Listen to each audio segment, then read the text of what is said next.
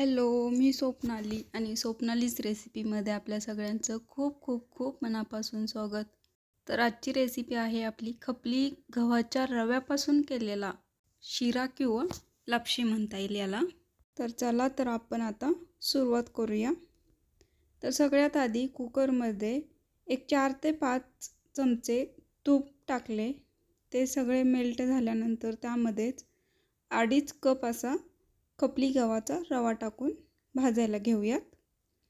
तर हा रवा आपण चांगला खरपूस रंग येईपर्यंत व्यवस्थित परतत राहूया. हा रवा वारंवार परतत राहायचा. जास्त असा परतला नाही की भांड्याला खाली चिटकला जातो. आता दुसरीकडे आपण पाणी गरम करायला ठेवूया, म्हणजेच उकळून घेऊया.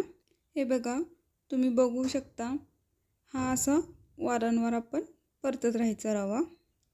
तर आता थोडाफार आपला रवा भाजला गेला आहे. अजून एक 2 मिनिट आपण भाजून घेऊया व्यवस्थितपणे. मगाशी सांगितल्याप्रमाणे याला वारंवार असं परततच राहावे लागेल. आता तुम्ही बघू शकता, पाण्यालाही उकळी आली आहे इकडे आणि आपला रवाही बऱ्यापैकी पूर्ण भाजला गेला आहे. तुम्ही बघू शकता, हा बघा रवा आपला पूर्णपणे भाजला आहे. रंग पण खरपूस आला आहे याला.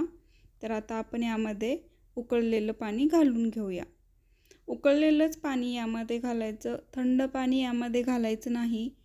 जर तुम्ही त्याच भांड्यामध्ये जर करणार असेल तर उकळून घाला. अन्यथा ज्या भांड्यामध्ये आपण पाणी उकळले, पूर्णपणे उकळल्यानंतर मगच त्यामध्ये रवा टाका आणि थोडंसं मीठ घाला.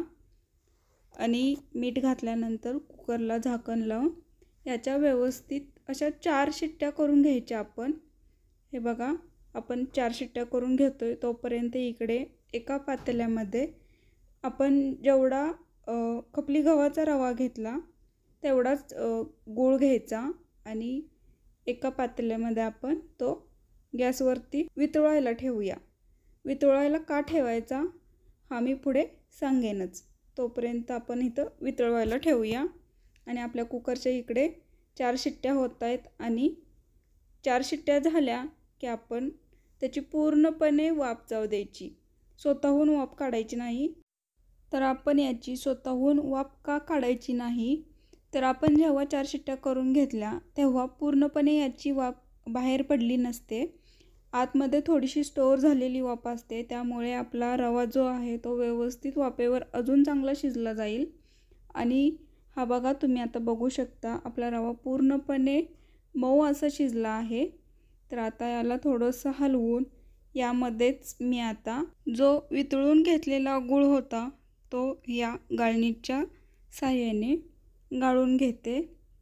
कारण हा गूळ यामध्ये थोडीशी घाण असेल किंवा चुलट्या ऊसाच्या असतील, खडे असतील, त्यामुळे मी हा गूळ व्यवस्थित असा शोधून म्हणजे गाळून घेतला आहे. आणि तुम्ही बघू शकता की हा गूळ मी गाळल्यानंतर यामध्ये ऊसाच्या चुलट्या आणि थोडीशी म्हणजे अशी खर म्हणजे एखादा खडा जो गेलेला असतो तो यामधून बाहेर निघेल. म्हणजे आपली जी आपण लापशी किंवा रवा बनवतो तो आपला वाया जाणार नाही. यासाठी ही एक तुम्ही लक्षात ठेवा. आणि यामध्येच थोडे ड्रायफ्रूट आणि ओल्या खोबऱ्याचा खीस 1 कप घातला आहे. तो टाकून असं व्यवस्थित मिक्स करून घ्यायचं. पूर्णपणे मिक्स झाल्यानंतर यामध्येच आता आपण विलायची पावडर साधारणपणे 3 ते 4 विलायची घेऊन त्या पूर्णपणे खलबत्त्यामध्ये ठेचून घेतल्या आणि ते पूर्ण पावडर यामध्ये मिक्स करून घेतली. म्हणजे आपली लापशी चवीला खूप छान लागेल. तुम्ही बघू शकता आपली लापशी पूर्णपणे छान झाली आहे. याची कन्सिस्टन्सी पण खूप छान झाली आहे. चला तर आपण सर्व करून घेऊयात. तर तुम्ही बघू शकता ही आपली लापशी खूप छान झाली आहे. आणि तुम्ही जर हा व्हिडिओ पहिल्यांदाच बघत असाल, म्हणजे या चॅनलवर पहिल्यांदाच बघत असाल, तर या चॅनलला स्वप्नालीच रेसिपी या चॅनलला सबस्क्राईब करा. आणि माझी रेसिपी म्हणजेच लापशी बनवलेली कशी वाटली हे मला कमेंटमध्ये कळवा. आणि तुम्ही ही लापशी कशा पद्धतीने बनवता तेही मला कमेंटमध्ये सांगा. चला तर मग आता आपण पुन्हा भेटू नवीन एका रेसिपीसोबत. तोपर्यंत bye bye. Subscribe Swapnali's recipe.